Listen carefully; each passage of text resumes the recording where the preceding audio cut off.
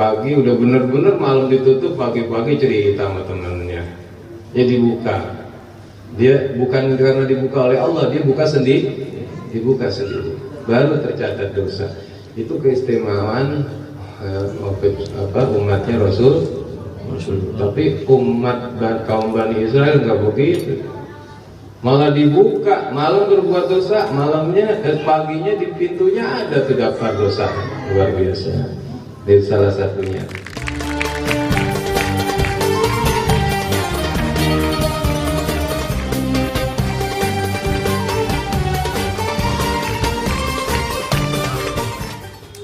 Yang berikutnya al-mu'akhadzati bi haditsin nafsi mimma lam ta'malhu al-jawarihu.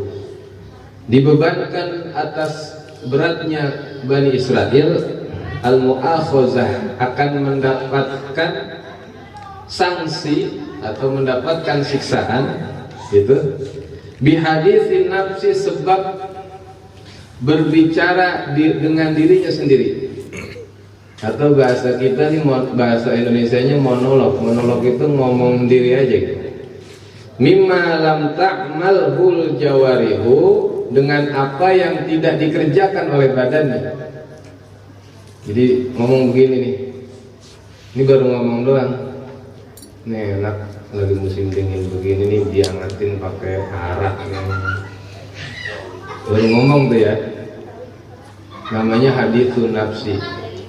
Dia baru berbisik-bisik sendiri dah, istilahnya monolog. Malam yang enak, berangkat nih gitu. Beli dulu dah, tadi sono naik dah, nyawer jam 11-an dah, engkau gitu. Itu baru ngomong gitu, itu namanya haditsun nafsi.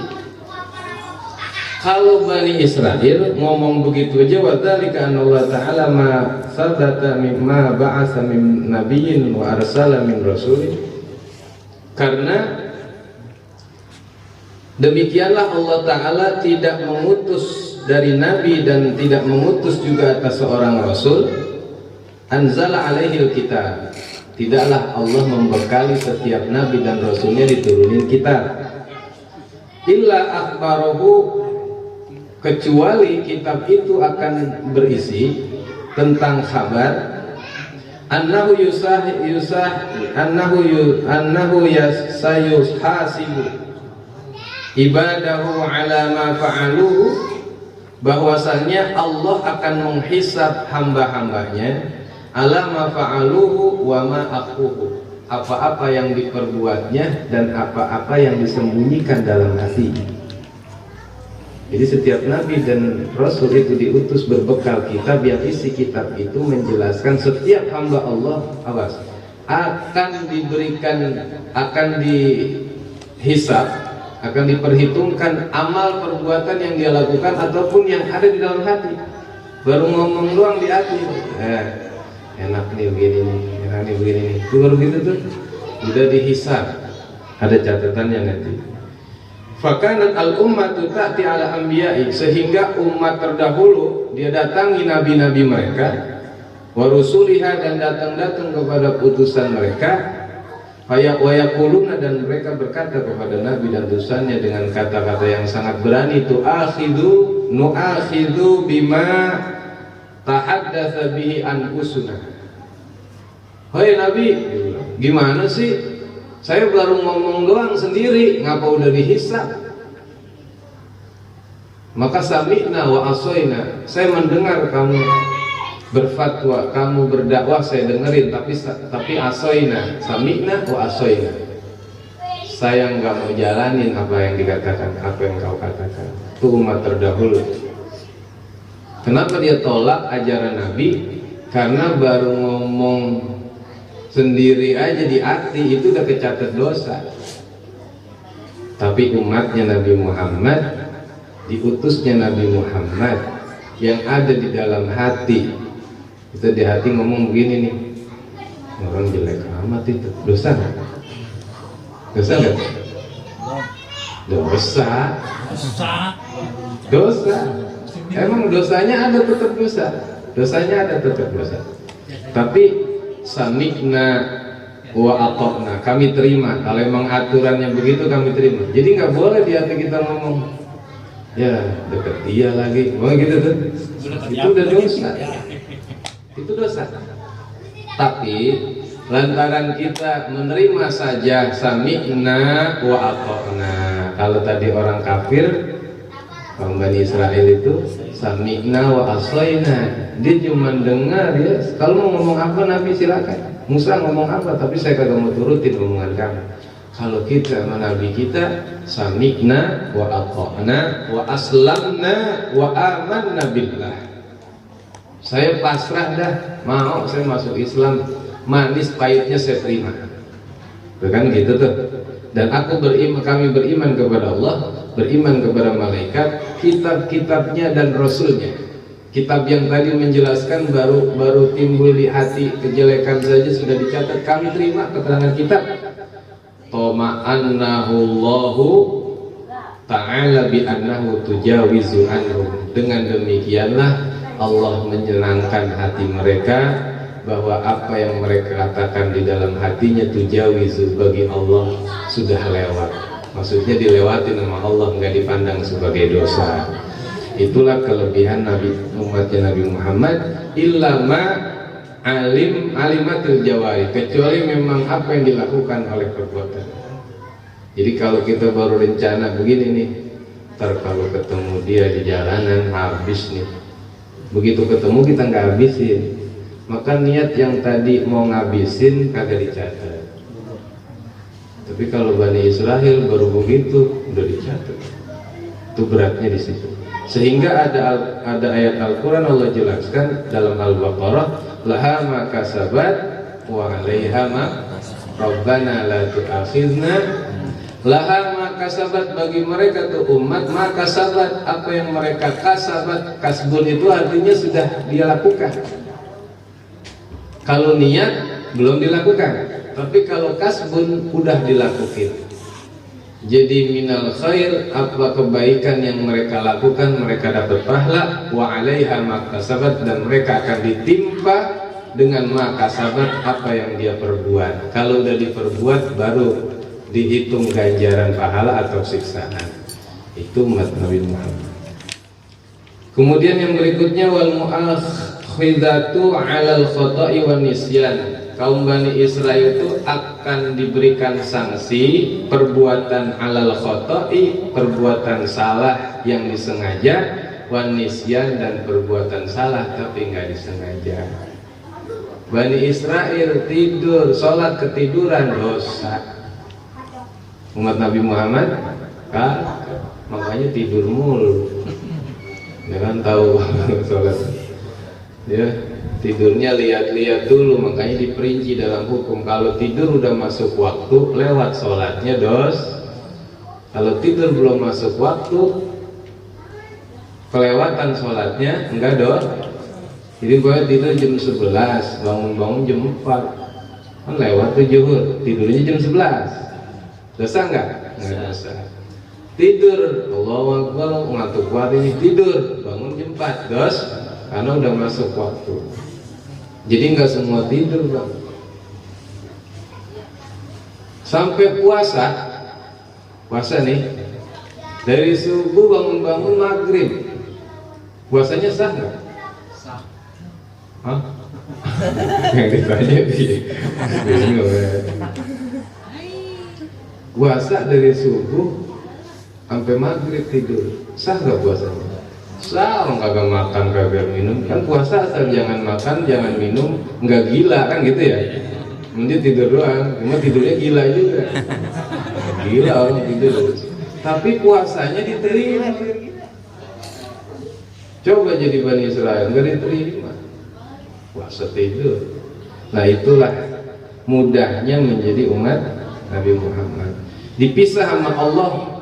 Wada'allahu 'alal khata' wan nisyan. Allah pisahin mana yang sengaja, mana yang nisyan karena lupa, mana yang terpaksa. Bani Israel, wanita diperkosa oleh seorang laki, diperkosa oleh laki-laki, zina hukumnya Bani Israel, sehingga diasingkan ke perempuan. Umatnya Nabi Muhammad diperkosa nggak dosa perempuannya, jadi nggak hina dia, nggak dihukum ranjam, nggak dibuang diasingkan selama setahun, dibuang dari kampungnya, enggak, karena dia diperkosa. Cuman kalau keluar pintu rumah terus pakaiannya emang you can see, ya diperkosa di jalanan ya dosa deh, orang nantangin. Ya, ini pada perempuan diperkosa, maka dia tidak berdosa karena ukrihu kariha, karena terpaksa. Kaum Bani Israel di tengah hutan nggak ketemu makanan, adanya daging babi, nggak boleh makan daging babi, harus milih mati daripada makan daging babi. Umatnya Nabi Muhammad karena terpaksa boleh, cuman sekedar untuk bisa bangun aja. Kalau agak ada tuh babi, tak kejar, tangkap, matiin, makan sedikit aja yang sekedar buat lari ke pasar dapat yang halal, jangan babi dimasak habis. Bunga Cina. Jadi itu keistimewaan. Berikutnya adalah tahrimu istighalihim yauma aidihim. Bani Israel tidak boleh menyibukkan diri di waktu berada pada hari raya mereka. Kita tahu Bani Israel itu, orang Israel, hari rayanya Sabtu. Kalau kaum Nasrani, Yahudi itu maksudnya, Sabtu. Kalau Nasrani Minggu. Kalau umat Islam Jumat. Nah, kaum Yahudi, umatnya Nabi Musa, itu punya hari raya Sabtu. Di hari Sabtu itu mereka dilarang tahrimu istighalihim yauma idihim. Nggak boleh ngapa-ngapain itu di hari Sabtu. Siapa? Bani Israil. Nah, akhirnya kan turun tuh kejadian disebut dalam surah Al-Baqarah 65, walaqad alimtumul ladzina atadaw minkum fis sabti.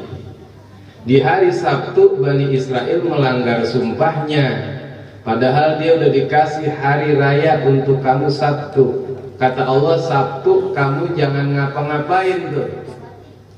Tapi mereka melanggar. Alladzina atadaw fis sabti fakulna lahum kunu qiradatan khasi'in. Hari Sabtu bukannya diem-diem kagak bergerak, dia malah pada mancing. Pada ngapa? Ada nggak orang kita Sabtu mancing? Banyak. Sabtu suruh kagak boleh ngapa-ngapain, ini hari raya, tapi mereka mancing ternyata. Nama Saydul Bahri, dia ngambil binatang laut, jadi dia mancing. Allah marah, kunu kirodatan khosi, dikutuk jadi kirodah alias monyet, khosiin yang hina. Kata Allah, walaqad alimtumul ladzina atadaw. Tahu kan kamu waktu ada di antara kamu, ini ngomong Bani Israel, di hari Sabtu nggak boleh ngapa-ngapain karena itu hari rayanya, dia pada mancing. Allah murka, dikutuk jadi monyet. Jadi umatnya Nabi kita nih pada pancing hari Sabtu jadi yang Jumat baru jadi monyet. Benar tuh. Nah, tapi enggak, ternyata umatnya Nabi Muhammad punya hari raya Jumat. Jumat yang pegawai negeri masuk boleh kerja, umatnya Nabi Muhammad. Yang dagang-dagang di Cipulir, karena enggak dilarang di hari Jumat walaupun hari raya. Allah berikan kemudahan karena Nabi Muhammad melihat Nabi Muhammad kekasihnya, boleh pagi dia bekerja dan setelah menjelang Jumat dia berhenti. Setelah itu Jumat selesai, maka bekerja lagi silakan sampai malam. Mati Nabi Muhammad tuh. Ya idza nudiya lis-sholati min yaumil jum'ah fas'au ila dzikrillahi wa dzarul bait. Hai umat Nabi Muhammad, orang yang beriman, idza nudiya lis-sholat min yaumil jum'ah fas'au. Kalau engkau diundang untuk sholat Jumat, maksudnya udah azan. Kalau udah fas'au ila dzikrillah, maka segeralah engkau menuju Allah, wa dzarul bait, jual, tinggalkan transaksi. Artinya di ayat ini ingin dikatakan boleh engkau dari pagi nyari duit, tapi begitu azan Jumat berhenti. Siapa yang masih melakukan kegiatan di padahal azan sudah berkumandang, ini haram hukumnya. Artinya yang masih pada, termasuk apa Ustaz? Udah azan merokok, haram nggak? Merokok berhenti nggak jawab. Allahu Akbar, Allahu Akbar, rokok mati, kopi berhenti, jangan nanggung tinggal setengah gelas. Itu kopinya jadi haram. Ayatnya kan jelas, emang nggak cukup ngopi dari pagi emang ngerokok? Kan bebasnya waktu pagi sebelum azan. Begitu azan total berhenti. Wazarul baik, zar tinggalkan transaksi jual beli. Penting transaksi jual beli, penting. Pentingan mana jual beli sama ngopi? Ya jual beli aja nggak boleh, bagaimana yang lain? Faidha qudiyatis shalah fantasiru. Setelah sholat dilakukan, dilaksanakan, fantasiru fil ard, nyebar engkau. Mau yang tadinya pegawai lari lagi ke pegawai, dagang-dagang lagi. Tuh umatnya Nabi Muhammad diberikan kemudahan walaupun lagi hari raya. Tapi kaum Yahudi hari raya nggak boleh ngapa-ngapain, dan ini diwariskan oleh kaum Hindu, umat Hindu yang kalau lagi nyepi nggak boleh ngapain. Pantas kalau lagi di Bali mah orang ajan diberhentiin, ya orang dia mah nggak boleh ngapain. Itu sisa kaum Yahudi. Jadi Hindu itu lebih dekat kepada Yahudi karena dia pada perayaan hari raya nyepi. Kalau nggak boleh ngapa-ngapain orang nyepi, coba lihat yang pernah masuk nyepi siapa? Masuk Hindu kan? Amin. Tuh, jadi kita gembira menjadi umatnya Nabi Muhammad, diberikan kemudahan. Hari rayanya aja masih boleh kita berbuat apa-apa, berbuat macam-macam. Boleh istighfar, boleh sibuk di hari tapi ingat dibatasin dengan azan. Kalau udah azan, aktivitas ini hukumnya ya, jangan diremehin. Kalau udah azan, berhenti semua tuh. Azan masih prit, markir, haram nggak? Jadi haram. Walaupun nyari duitnya itu halal tadinya, tapi pagi. Kalau udah azan, perintahnya fas'au ila zikrillah wa zarul baik. Segera engkau is'au ila zikrillah. Tuh bosnya ngomong tuh. Ya besok di WA, maupun di WA, Allahu Akbar, ajanin. Jadi kalau ada orang masih keluyuran, kita telepon, apa nih bos? Allahu Akbar, terus kuping kirinya kok mati. Wassalam ya. Baik, kita yasin. Bismillahirrahmanirrahim. Al-Fatihah.